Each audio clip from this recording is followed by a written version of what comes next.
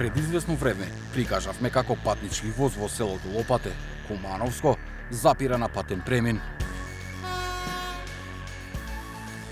Машиновозачот и возачите на автомобилите се објаснуваа со сирени кој да тргне, бидејќи не работеа ниту рампите, ниту звучната и светлосната сигнализација.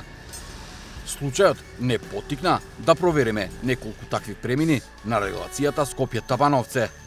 Најдовме и други недостатоци. Светлосна сигнализација има, меѓутоа воз нема. Може да чекаш пола сат, воз нема. Тогаш од јавното претпријатие Железници и инфраструктура ни одговорија: сите патни премини се во функција, освен кога доаѓа до инцидент или кражба на опрема, кога заштитата се исклучува до отстранување на дефектот. Се вративме на терен, повторно на линијата Скопје-Куманово, а сега дополнително и на линијата Скопје-Зелениково.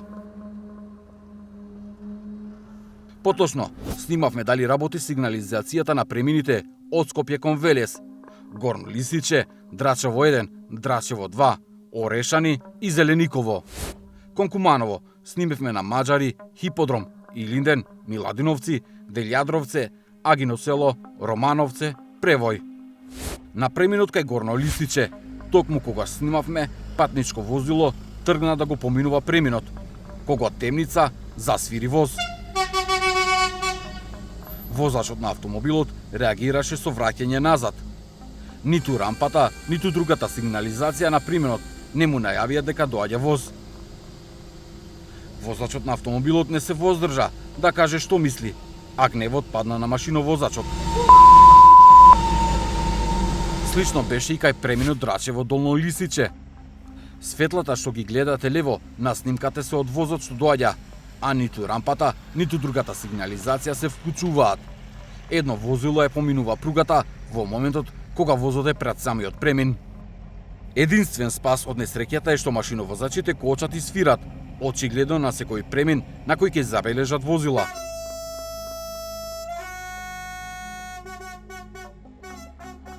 На следниот премин во Драчево, близу до железничката станица, нема рампи, бидејќи не е многу фреквентен. Но си работеа и звучната и светлосната сигнализација. Следна дестинација беше Орешани. Таму работеше комплетната сигнализација.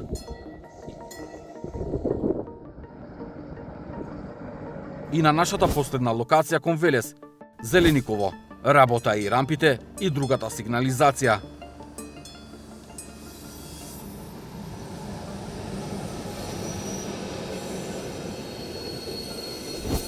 На пругата Скопје-Куманово, првиот премин што го посетивме беше Маџари. Работеше се.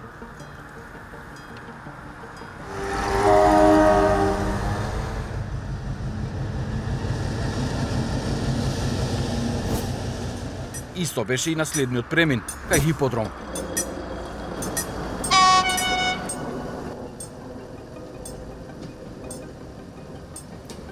Рампи, светлосна и звучна сигнализација имаше и во Илинден.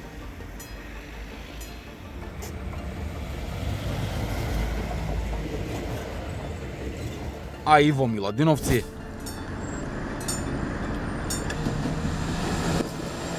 Но како што се оддалечуваме од главниот град, така се намалуваа и стандардите. Во селото Делјадровци рампи нема, но ако нивното поставување зависи од фреквенцијата, мора да има светлосна и звучна сигнализација. Во Делјадровци ја нема. Па возилата кои се движат по тој пат решаваат дали ќе преминат или не, според тоа дали надоаѓаат светла од воз или не.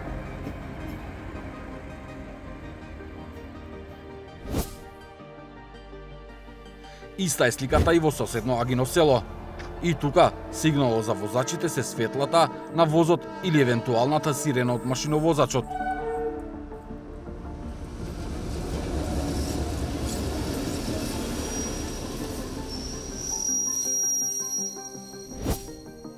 Звучната и светлосна сигнализација не работеа ниту во Романовце. Да биде абсурдот и со тоа и опасноста поголема, откривме дека сигнализацијата се вклучува откако возот ќе замине.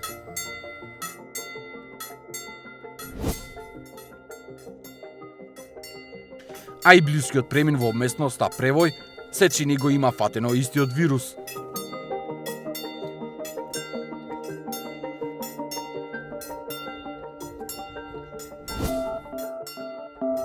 Сублимирано, од 5 премини од Скопје до Зелениково, сигнализацијата не работеше на 2. Од вкупно 8 премини што ги посетивме на пругата Скопје-Куманово, сигнализацијата не работеше на 4. Вкупно од 13 премини, сигнализацијата работеше на 7, а не работеше на 6. Фактите дека сигнализацијата не работеше на речиси половина од посетените премини и дека на премините што веќе еднаш ги посетивме не работеа и 1 месец подоцна, говорат дека не станува збор за инцидентни пропусти, туку за системски проблем. Побаравме став од надлежните институции за одржување и финансирање на патните премини. Според членот 53 од Законот за железнички систем, одржувањето на патните премини до 3 метри од железничката пруга се надлежност на управителот на инфраструктурата, во случајот Македонски железници транспорт. Но кога се во прашање парите, трошоците за одржување на пругата и патот, постројките и уредите што им служат на пругата и патот, подеднакво ги сносат управителот на инфраструктура и правното лице на кое му е доверено извршувањето на работите на одржување на патиштата, а за општинските патишта и улици, општината, односно градот Скопје.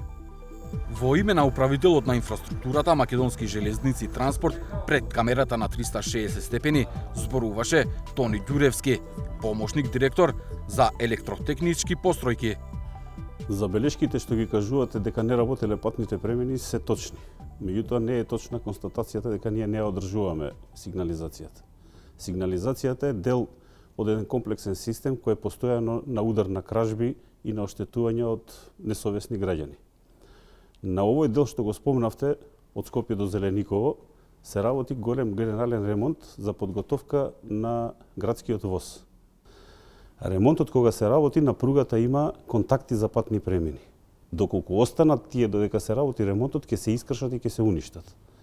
Во функција на ремонтот, овие уреди се тргнати настрана и дел од патните премини се од наша страна исклучени заради нивна заштита и возовите кои се обраќаат на овие релации задолжително добиваат налози да застанат пред патните премини, да го најават своето доаѓање со звучен сигнал и откако ќе се уверат дека нема опасност, го продолжуваат возењето. Во однос на одржувањето на сигнализацијата на делот помеѓу Куманово и Табановци, имаме страшен проблем со некои несовесни граѓани кои во доменот дури на диверзија доаѓаат. Деловите контактот на патниот премин, каде што возот наидува и го вклучува патниот премин, е поврзан со бакарна жица или со некоја друга жица, како што се да речеме посовремените со оптички кабел. Сега бидејќи оптичкиот кабел веќе не им е интересен, не можат да го украдат и да го продаваат, на 5 или на 6 места го кинат, го кршат фактички оптичкото влакно со одветен некој погоден предмет, само да ни го онеспособат патниот премин. Добро. Пред 2 месеци кога направивме прва обиколка на патниот премин Скопје кон Табановце, ни одговоривте дека случаите се за неисправна сигнализација се инцидентни случаи кои се отстрануваат во најскоро временски период. Меѓутоа, при нашата втора обиколка на истиот патен премин, повторно наидовме на исти проблеми, на исти патни премини. Да кажеме, Делјадровце, Агино село, па поопасно беше случајот Романовце Превој, каде што кога поминува возот нема ни една сигнализација, откако ќе се иде возот на кај Куманово, почнува сигнализацијата за возилава да застанат, а возот веќе е поминат. Значи, во сите случаи каде што не работела сигнализацијата има некоја причина од технички карактер. Сега, нашата екипа која работи, ние ги нарекуваме дежурни екипи, се состои од двајца вработени и треба да имаме минимум 20 вработени на редовно одржување. Заради општо познатата состојба, во железница не се примани луѓе повеќе од 10 години. Ние сме симнати од 1300 вработени, колку што треба да има по редовната систематизација, негде околу 700 редовно вработени. И тие луѓе мака мачат, надчовечки напори даваат за да стасаат секаде да ги отклонат дефектите. Да речеме, одреден патен премин ги украле акумулаторите. Во изминатиот период имаме набавено преку 50 акумулатори. Колку за илустрација јавноста да знае, во еден патен премин има 4 акумулатори. И сега може да замислите вие колку штета се прави на железница, колку инвестиции треба да се дадат, меѓутоа и колку човечки ресурси треба да се ангажираат за евентуалните вакви кражби да се спречат. Патниот премин не е независен сам за себе. Тој зависи од останатиот дел на опремата за сигнализација. Возот кога се движи по пруга има индикации и се управува од централно место во Трубарево. Едно кабелче да исече некој да го украде бакарно, автоматски цела делница може да остане во дефект и возовите мораат да запираат пред сите патни премини, односно да се најавуваат тоа што ви го објаснував. Во ваква ситуација на оваа делница особено имаме проблем со сигнализацијата. За таа цел да ја надминеме, заврши тендер. Го доби, мислам дека фирмата Искра и од Табановци до Скопје ќе ставаме сосема нова технологија, каде што ќе нема бакарни пригушници, туку ќе се оди со бројачи на осовини. Во Теке веќе е почната градбата, веќе се земаат мерки, се почнува со теренска работа да се види каде ќе се поставуваат каблите и се надеваме до крајот на годината дека оваа делница ќе биде сосема на поинаков начин сообраќајот регулиран и дека овие проблеми со патните премини ќе бидат надминати. Да кажеме, еве, пак се враќам преминот Романовци и Превој. Таму имаше и сигнализација, работеше, но не беше синхронизирано со кога поминува возот. Зошто се случува тоа? Има едни уреди се нарекуваат кабловски глави. Токму на овој потек некој несовесен граѓанин или група граѓани, која им е причината не знам, ги поливаат со бензин и ги палат. И сега ние не можеме да стасаме секаде каде што ќе ги изгорат тие кабловски глави, да ги замениме со нови. Веруете, ова е технологија стара, негдека датира од 70-тите години Siemens. Не може да се најде на слободен пазар. Треба да се снаоѓаме со колегите, ги поправаат, прават иновации, намотки смислуваат, меѓутоа е многу тешко да се дојде до уредот што е изгорен со бензин и да се замени со нов. Значи, може да констатираме дека за да функционира и да нема дефекти стално, на предпријатието му требат повеќе вработени во одржување на патната инфраструктура? Веруете, колку и да имаме ние вработени.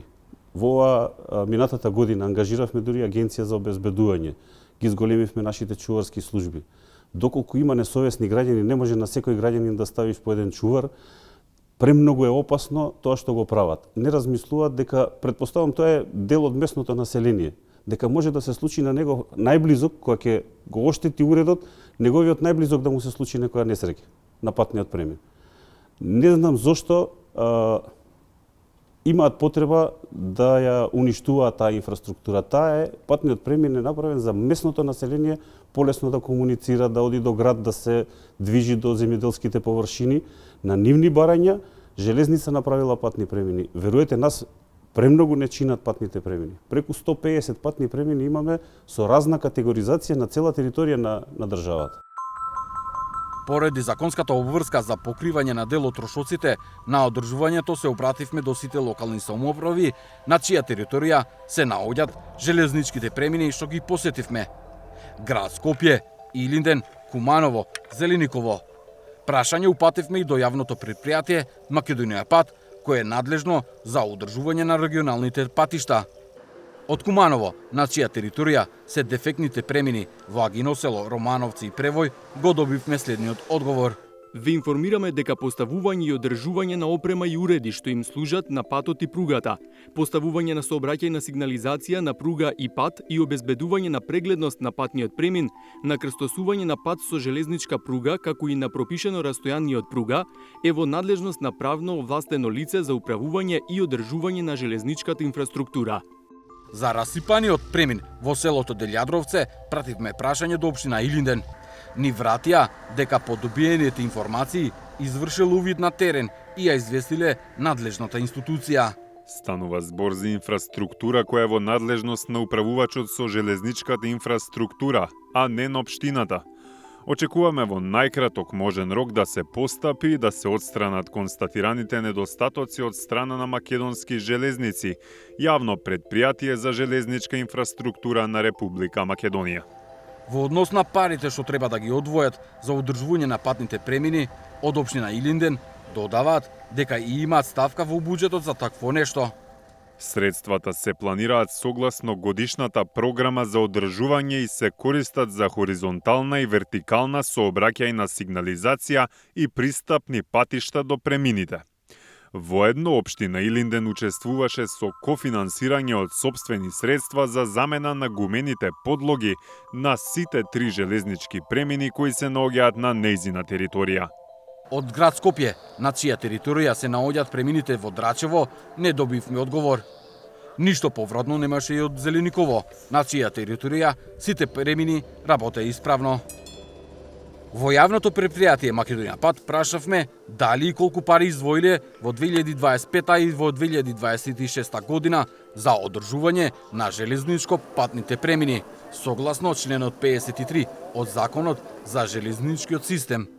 Ни одговорија дека тие се водат според годишната програма одобрена од јавното предпријатие за државни патишта.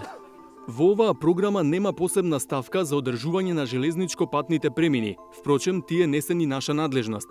Што се однесува до одржување на другите делови и обезбедување прегледност од патот на растојание поголемо од 3 метри од осовината на колосекот од двете страни на патниот премин, ги одржуваме најчесто од ставка 221, тековно одржување, која во 2025 година изнесуваше 210 милиони денари, а во 2026 година изнесува 220 милиони денари. Ставовите што ги добивме доволно јасно укажуваат дека сите се свесни од има големи проблеми во функционалноста на патните премини. Тоа значи и дека сите се свесни за загрозената безбедност и на патниот и на железничкиот сообраќај, кој ќе биде крив ако на крај некој настрада.